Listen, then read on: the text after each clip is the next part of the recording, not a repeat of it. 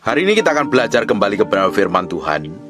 Kita akan belajar dari sebuah cerita apa yang dilakukan orang ini, yang kita akan lihat nanti, dan apa yang Tuhan peringatkan.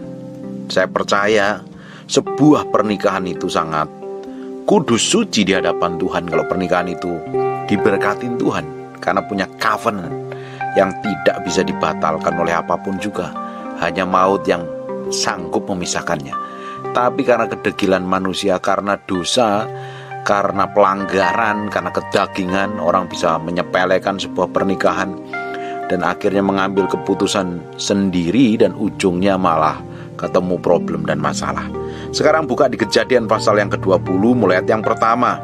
Lalu Abraham berangkat dari situ ke tanah Negeb, dan ia menetap antara Kades dan Syur. Ia tinggal di Gerar sebagai orang asing. Perhatikan, ia tinggal di sebuah tempat dan dia menjadi orang asing. Oleh karena Abraham telah mengatakan tentang Syara, istrinya, dia saudaraku, maka Abimelek raja Gerar menyuruh mengambil Sarah. Ini Abraham ini juga menurut saya nggak tahu, karena belain nyawanya sendiri atau apa, saya nggak ngerti. Tapi menurut saya ini melukai perasaan istri. Bayangkan, istrinya sendiri dianggap saudara. Istri harus dibilang istri. Dia bukan kakak, dia bukan adik. Tapi karena ketakutan, karena dia tinggal di kota asing, dia takut kalau istrinya nanti diambil orang, makanya dianggap saudaranya, nanti takut dibunuh. Kita suami harus akuin kalau ini tuh pasangan kita, ya kita harus jujur, itu pasangan kita. Wong kita menikah dengan dia karena cinta, karena jatuh cinta, kita mau berikan hidup kita sepenuhnya untuk tinggal selama-lamanya, hidup semati, ya kita harus pertahankan. Harusnya sebuah pernikahan itu tetap setiap hari harus semakin hari semakin cinta. Semakin kita mengasihi Tuhan, tentunya kita semakin mencintai pasangan kita, semakin jatuh cinta. Itu harusnya pernikahan yang sehat. Karena kita tahu semakin kita hidup bareng, kumpul bareng, berjuang bareng, semakin kenal Tuhan, kita semakin menerima kekurangan dan kelebihannya. Kita semakin diikat dengan perjanjian yang kuat. Kalau sampai terjadi keributan, geger, berantem, problem atau apapun juga, itu tidak melebihin dari cinta kita, melebihin jatuh cinta kita. Ya masalah perselisihan, silang pendapat masih oke-oke saja, tapi jangan sampai itu menjadi pemicu keributan sampai akhirnya membuat kita mengambil keputusan untuk pisah, bahkan bercerai. Kita harus tahu bahwa pasangan kita memang sudah ditetapkan Tuhan tinggal bersama kita, dan kita diikat dengan perjanjian bersama-sama kita sampai maut memisahkan. Tidak bisa dipisahkan, kecuali kamu ngotot dengan dagingmu, kamu ngotot dengan keinginan hawa nafsumu, akhirnya kamu bisa ngotot cerai, bisa. Tapi itu semuanya nanti ada konsekuensinya. Laki-laki meski mencintai pasangannya, tapi karena Abraham ini takut istrinya yang cantik itu diambil orang, makanya disebut saudaraku. Kita akan lihat selanjutnya. Tetapi pada waktu malam, ayat yang ketiga, Allah datang. Ayat yang kedua nih. Oleh karena Abraham telah mengatakan tentang Syara, istrinya, dia saudaraku, maka Abimelek raja Gerar menyuruh mengambil Sarah. Karena saudaranya, Abraham bilang ini saudaranya, akhirnya ya Raja Abimelek ini, Raja Gerar ini pingin ngambil Sarah karena cantik luar biasa loh. Padahal ini udah tua tapi kecantikannya luar biasa. Powerful nggak? Luar biasa sekali. Tetapi pada waktu malam, Allah datang kepada Abimelek dalam suatu mimpi, serta berfirman kepadanya, engkau harus mati oleh karena perempuan yang telah kau ambil itu, sebab ia sudah bersuami. Bapak Ibu, kalau kita ini hidup takut akan Tuhan, pasanganmu tuh diproteksi dan dijagain Tuhan. Diproteksi, dijagain Tuhan. Kalau kalian suami istri sama-sama hidup takut akan Tuhan, kalau ada orang yang berniat jahat, Tuhan lindungi dan proteksi loh. Bayangkan, ketika Abimelek pingin ngambil Sarah sebagai istrinya, Tuhan ngomong, kamu ini kalau pingin mati ya, kamu dan harus mati ini, karena kamu ngambil perempuan yang telah kau ambil sebab dia sudah bersuami. Perhatikan ini para pelakor ini, para tukang rebut suami orang, rebut istri orang. Kamu berurusan dengan Tuhan. Kelihatannya hari ini kau sudah melakukan dosa perzinahan, mungkin ngambil istri orang, ngambil suami orang, dan kamu masih hidup tenang saja. Itu masih kasih karunia loh. Tuhan masih berikan pengampunan. Makanya diberikan kesempatan untuk bertobat, bukan malah senang-senang foya-foya, sukacita tanpa dosa melakukan ini dan itu. Tinggal tunggu waktunya. Abimelek ketika mau ngambil saja loh Sarah sebagai istrinya. Nggak taunya Tuhan bela Abraham, karena wanita itu sudah bersuami. Mati kamu. Kalau kita ini semakin hari semakin cinta Tuhan, mengasihi Tuhan, hidup benar di hadapan Tuhan.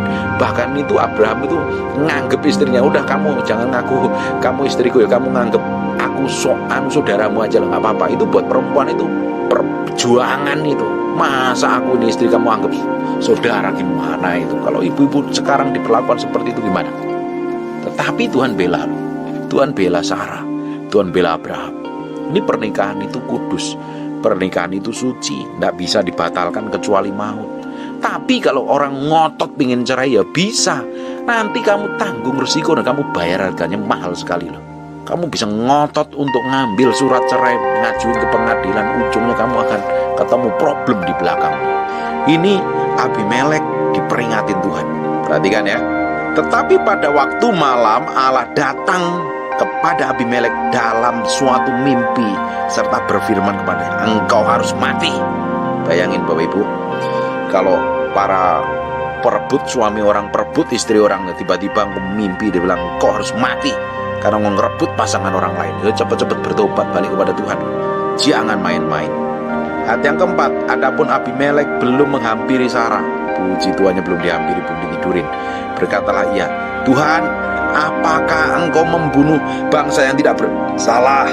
Padahal Abimelek tahu persis, orang dijelasin bahwa Sarah itu saudaranya Abraham, bukan istrinya, ya dia punya hak untuk ngambil.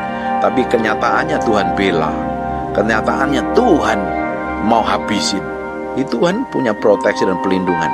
Dan Abimelek pun ngomong sama Tuhan, loh, apakah engkau membunuh bangsa yang tidak bersalah?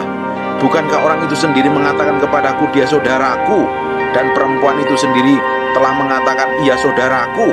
Jadi hal ini kulakukan dengan hati yang tulus, dengan tangan yang suci. Perhatikan, kalau kita ini melakukan segala sesuatu memiliki ketulusan, kesucian, Tuhan tuh pasti bela, Tuhan tuh pasti lindungin.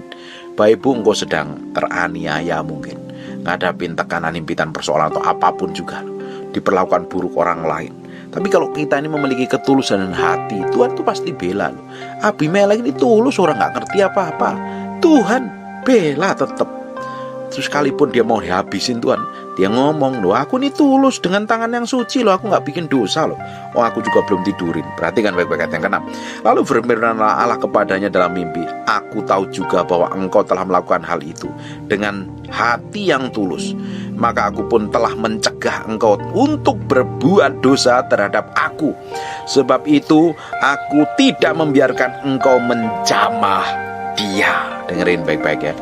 Kalau kita ini memiliki ketulusan hati dan Tuhan lihat ketulusan hatimu, hari ini engkau diperlakukan buruk orang lain atau mungkin diperlakukan buruk pasanganmu, Tuhan tuh lihat ketulusan hatimu dan ketulusanmu, kemurnian batinmu tuh Tuhan lihat. Tuhan tidak pernah biarkan, Tuhan perhatikan.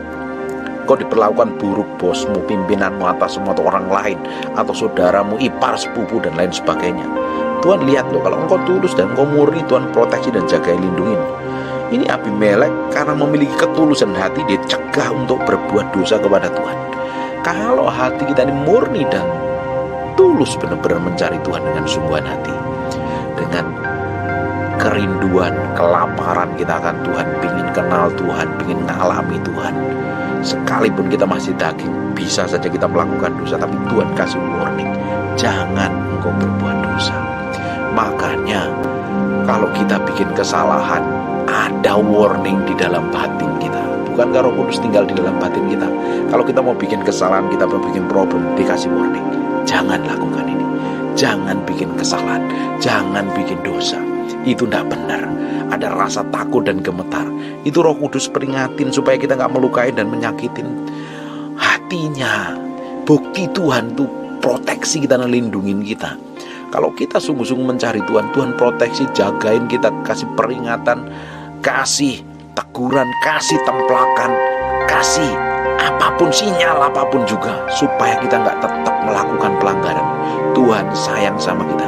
Tuhan pingin hidup kita diubahkan. Tuhan pingin hidup kita semakin hari semakin menyenangkan Tuhan. Tuhan lihat ketulusan Ahimelek, dan apa yang terjadi. Tuhan lihat ketulusan Abimelek, dan apa yang terjadi. Tuhan proteksi dia supaya dia tidak jatuh dalam dosa dan tidak dibiarkan dia menidurin istrinya Abraham. Kalau hari ini kau sudah menidurin suami orang, mungkin nidurin istri orang, dengerin baik-baik. Hari ini ambil keputusan untuk hidup kudus, hidup benar. Kalau enggak, nanti Tuhan akan beracara dengan hidupmu, berurusan dengan hidupmu. Masih ada kesempatan. Stop jadi pelakor, stop jadi perebut suami orang, perebut istri orang. Hidup benar, hidup kudus. Jangan hidup dalam perzinahan. Ujungnya kamu sendiri akan susah. Ujung dari semua orang yang melakukan perzinahan itu akan mengerikan. Kamu Bapak Ibu, kenapa Tuhan bisa murka sekali ketika Abimelek mengambil istri orang lain? Sekarang buka di Amsal pasal yang ke-6 ayat 29. Demikian juga orang yang menghampiri istri sesamanya, kata menghampiri itu menidurin istri sesamanya, bersetubuh dengan istri sesamanya. Bisa juga kalau istri sesama juga, bisa juga ini ayat dipakai untuk menghampirin suami sesamanya. Tidak ada seorang pun yang menjamahnya luput dari hukuman. Perhatikan baik-baik Amsal 6 ayat 29. Demikian juga orang yang menghampiri istri sesamanya, tiada seorang pun yang menjamahnya luput dari hukuman. Ngeri gak? Makanya Tuhan kasih warning. Kamu tidur sama perempuan lain, beristri orang, kamu tidur dengan suami orang, kamu akan mati. Kamu akan berurusan dengan Tuhan karena ada hukuman. Kalau untuk Tuhan ngomong firman-Nya kayak begitu, simple, hidupin dan lakuin saja, gak usah protes. Tapi kan banyak alasan daging ini. Kita bisa pingin ini, pingin itu, melakukan dosa, melakukan perselingkuhan, melakukan perzinahan. Makanya perlu dibangun hubungan suami istri semakin hari semakin takut akan Tuhan, semakin mencintai pasangan, menerima kekurangan kelemahannya. Ada orang-orang yang begitu mudah jatuh dalam dosa perzinahan dan perselingkuhan. Bisa tidur dengan suami orang, bisa tidur dengan istri orang dengan mudahnya. Hari ini ambil keputusan untuk bertobat sebelum murka Tuhan turun. Toh nanti kamu akan berurusan dengan Tuhan. Tuhan itu baik kok. Tuhan itu baik. Kitab Amsal, kau menghampiri istri sesamamu, ada hukuman yang menanti. Tinggal tunggu waktunya aja. Kalau hari ini bisa enjoy, bisa jalan-jalan ke luar negeri, mungkin liburan, ke hotel, sewa apartemen dan lain sebagainya, bisa kumpul kebo dan lain sebagainya dengan tanpa tertuduh, tanpa dosa, tanpa hukuman Tuhan. Tuhan masih beri kesempatan untuk bertobat balik kepada Tuhan kok. Tinggal tunggu waktunya aja. Apalagi kalau pasangannya itu hidup benar, takut akan Tuhan, tulus, berdoa sama Tuhan, Tuhan bela. Tinggal tunggu waktunya aja. Makanya ibu-ibu, bapak-bapak yang suamimu selingkuh, yang istrimu selingkuh, kamu cari Tuhan sungguh-sungguh, cintai Tuhan, kasihin Tuhan, cerit sama Tuhan, nangis sama Tuhan, berdoa sama Tuhan, dan Tuhan akan lakukan pembelaan atas hidupmu. Kamu gak perlu bela diri, kamu gak perlu marah, kamu gak perlu labrak, kamu gak perlu temuin dan kamu marahin. Kamu cukup diam dalam hadirat Tuhan dan ceritakan semua kejadian yang kamu alami. Tuhan akan lakukan pembelaannya. Kamu cukup perkatakan firman. Kitab Amsal pasal yang ke-6 ayat yang ke-29. Demikian juga orang yang menghampiri istri sesamanya, tiada seorang pun yang menjamahnya luput dari hukuman. Perkatakan aja janji firman ini. Perkatakan terus setiap hari. Tuhan akan lakukan pembelaan atas pasangan. Tuhan akan lakukan pembelaan atas pernikahan. Berserah sama Tuhan. Hari ini engkau sedang bergumul, struggle, dihianatin, dilukai, diselingkuhi, datang kepada Tuhan. Gak perlu bela diri, gak perlu datangin selingkuhannya dan kamu bisa ngomong kasar, ngomong kotor. Tidak perlu. Cukup datang dalam hadirat Tuhan, menyerahkan penuhnya dalam tangan kuasa Tuhan, dan Tuhan akan bikin breakthrough dan terobosan. Tuhan akan bela. Tuhan lihat ketulusan hatimu, Tuhan lihat kemurnian hatimu. Ayat yang ke-7.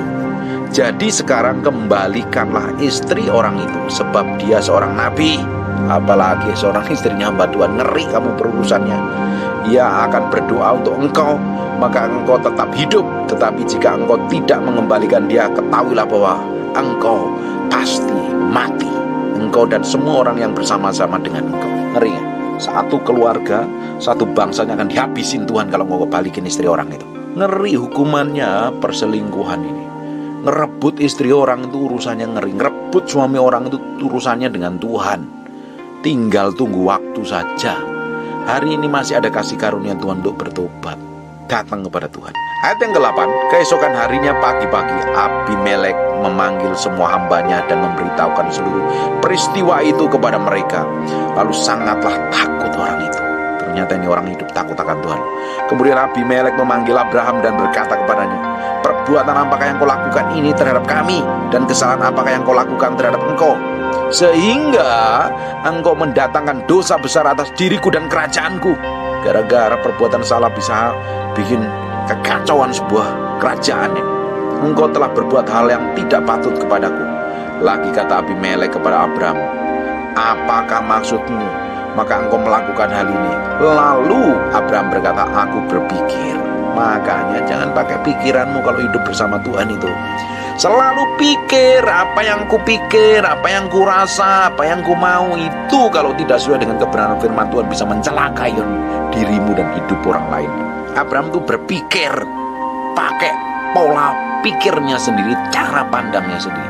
Berapa banyak dari kita berpikir dan bertindak semau kita sendiri tanpa instruksi Tuhan. Dan ujungnya kita ketemu problem, dan akhirnya kita kena masalah, dan akhirnya membuat orang lain juga kena masalah. Makanya jangan pakai pikiranmu, pakai pikiran kerajaan Allah. Harusnya pola pikir kita sesuai dengan kebenaran firman Tuhan. Baru hidup kita itu dipimpin Tuhan. Baru apa saja yang kita kerjakan Tuhan bikin berhasil, bukan malah bikin kekacauan. Perhatikan ya. Lalu Abraham berkata, aku pikir takut akan Allah tidak ada di tempat ini, tentulah aku dibunuh karena istriku. Nah ini kan egois orangnya. Karena pikiran itu menjadi orang egois loh. Udah begitu menghakimi dan menuduh. Nggak ada orang takut akan Tuhan di sini. Orang itu kalau pakai pikirannya sendiri itu bisa gampang hakimi orang lain, bisa nuduh orang lain, bisa mencaci orang lain, bisa menilai orang lain menurut cara pandangnya sendiri. Karena apa? Pola pikirnya sendiri. Nah pikiran kita ini harus sejalan sesuai dengan kebenaran firman Tuhan. Ini harus diselaraskan dengan firman Tuhan. Saya sering khotbah ini. Pikiran kita ini harus selaras seperti Filipi 4 ayat 8. Pikirkanlah yang manis, sedap didengar, patut dipuji, disebut kebajikan. Itu loh. Itu harus selaras nih pikiran ini. Ini pikiran gak boleh pakai cara pandang kita sendiri. Kalau kita ini banyak pakai cara pandang kita sendiri, kita menilai orang lain, kata orang, kata si dia, kita bisa menghakimi orang lain. Kata si itu, kata si ono, kita bisa menilai dan menghakimi orang lain, bisa menuduh dan bisa memperlakukan buruk orang lain gara-gara kita dengar berita dari orang lain.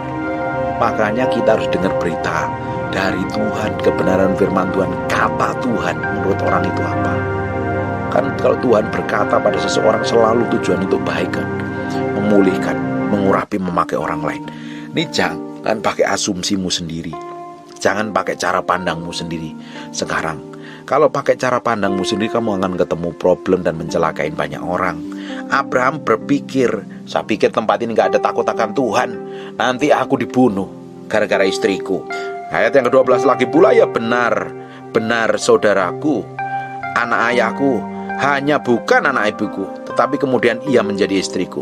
Ketika Allah menyuruh aku mengembara keluar dari rumah ayahku, berkatalah aku kepada istriku, tunjukkanlah kasihmu kepadaku, yakni katakanlah tentang aku di tiap-tiap tempat di mana kita tiba, ya saudaraku. Kan ngawur menurut saya. Ya istri istri seperjanjian kok. Kan kalau suami ngomong kayak begini ini kan istri bisa terluka. Kan nggak pernah mikirin ini perasaan. Saya pikir perasaan Sarah ini terluka apa enggak nih kalau diperlakukan seperti ini. Ya puji Tuhannya tidak ditulis dia terluka.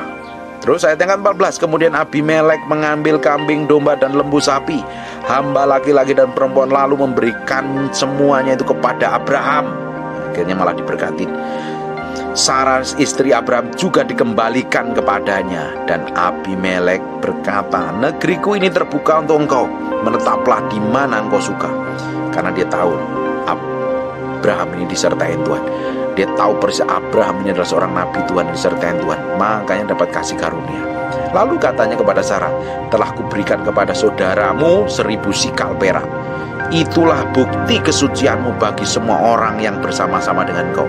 Maka dalam segala hal engkau dibenarkan. Hebat nggak? Lalu Abraham berdoa kepada Allah, dan Allah menyembuhkan Abimelek dan istrinya dan budak-budaknya perempuan, sehingga mereka melahirkan anak. Luar biasa sekali. Sebab tadinya Tuhan telah menutup kandungan setiap perempuan di istana Abimelek karena Sarah istri Abraham itu. Luar biasa sekali kan? Ini orang itu kalau disertai Tuhan, diurapin Tuhan. Ini Abraham kan disertai Tuhan. Abraham itu nabi Tuhan, dan urapannya powerful sekalipun dia bikin kesalahannya, Tuhan bela loh. Makanya saya nggak habis pikir, Tuhan tuh punya punya perhitungan khusus, punya penilaian khusus, punya kebijaksanaan khusus. Ini Abraham telak-telak bikin kesalahan, tetapi Tuhan tetap bela. Itu hebatnya. Makanya jangan gampang menghakimi orang. Sekalipun dia bikin kesalahan, biarin saja, doain saja. Jangan buru-buru menghakimi. Nanti kalau kamu menghakimi, kamu berurusan dengan Tuhan. Lalu kita dipanggil bukan untuk menilai dan menghakimi orang lain, justru kita dipanggil menjadi berkat buat orang lain kok. Ngapain mulut kita kotori dengan perkataan yang mencaci, memaki, menuduh, menilai, menghakimi, seakan-akan kita benar. Nyatanya Abraham disertai Tuhan, dan dia berdoa kepada Abimelek dan istrinya diberkati Tuhan. Jaga hatimu nih. Sekalipun orang lain bikin dosa, orang lain berbuat zina, berbuat mesum, berbuat kotor, melakukan perselingkuhan, mata duitan dan lain sebagainya, gak kudus, gak murni, doain saja. Gak perlu diomongin, gak perlu dicaci, gak perlu dimaki, gak perlu dituduh. Kita dipanggil bukan untuk melakukan itu, tapi kita dipanggil untuk menjadi berkat bagi banyak orang. Bagaimana mungkin mulut kita jadi berkat, tapi di sisi lain kita menghakimi, menuduh, dan mengutuk orang lain. Amin. Ini loh, dibela Tuhan. Istrinya pun dikembalikan Tuhan.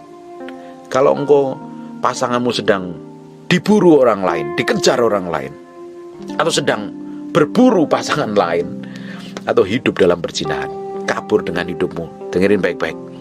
Tuhan sanggup kembalikan kalau engkau sungguh-sungguh sama Tuhan, cari Tuhan. Nah, dengarkan baik-baik bagi para tukang selingkuh, para penzina. Kalau hari ini hidupmu masih tenang dan damai, bertobat balik kepada Tuhan. Tuhan masih berikan kesempatan untuk bertobat. Tuhan akan memulihkan hidupmu.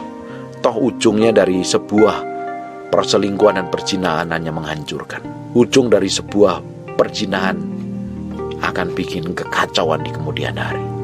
Jauh lebih baik datang kepada Tuhan dan bertobat. Tuhan sanggup pulihkan, Tuhan sanggup bikin breakthrough, Tuhan sanggup bikin terobosan. Tuhan kita adalah Allah yang ajaib dan dahsyat. Amin. Selalu ada hukuman di balik sebuah perzinahan. Orang yang mengambil pasangan orang lain pun, dia akan berurusan dengan Tuhan dan tidak akan luput dari hukuman. Pasti akan kena hukuman, cepat atau lambat. Jauh lebih baik datang kepada Yesus, akuin dosamu, bertobat balik kepada Tuhan. Minta kekuatan Tuhan untuk hidup kudus, hidup suci, hidup benar di hadapan Tuhan. Amin. Abraham dibela Tuhan.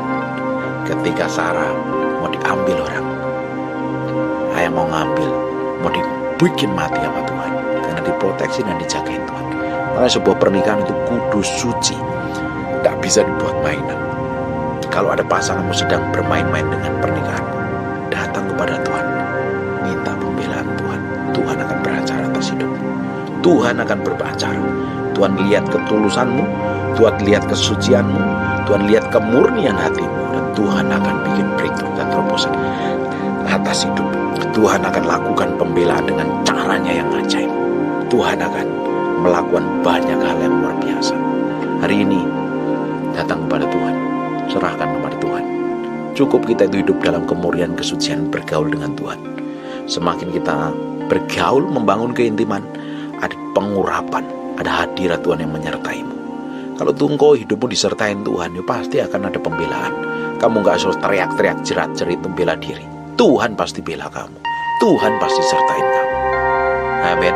Bahkan Tuhan Tuhan akan bisa kembalikan pasanganmu yang sedang direbut orang, atau pasanganmu yang sedang hidup dalam dosa, dipulihkan Tuhan. Amin. Tutup matamu, tutup Alkitabmu, kita berdoa. Bapa dalam nama Yesus, terima kasih buat anugerah, buat firman-Mu. Kau kuduskan kami, Kau sucikan pikiran, perkataan, perbuatan kami, supaya semakin hari semakin kami menyenangkan hati-Mu. Tuhan, yang menatrikan firman-Mu dengan darah anak domba, terpahat dalam loh batin kami, sampai firman jadi kehidupan. Ajarin kami hidup dalam kesetiaan, setia dengan pasangan kami, setia sampai maut memisahkan. Kami adalah orang-orang yang diberkati Tuhan. Bagi keluarga yang sedang struggle, berjuang, mungkin sedang dalam pengadilan, dalam perceraian, Tuhan sanggup pulihkan. Tuhan sanggup pulihkan. Tuhan sanggup pulihkan. Aku berdoa setiap pernikahan Kristen kekal dan abadi sampai maut memisahkan. Terima kasih Tuhan.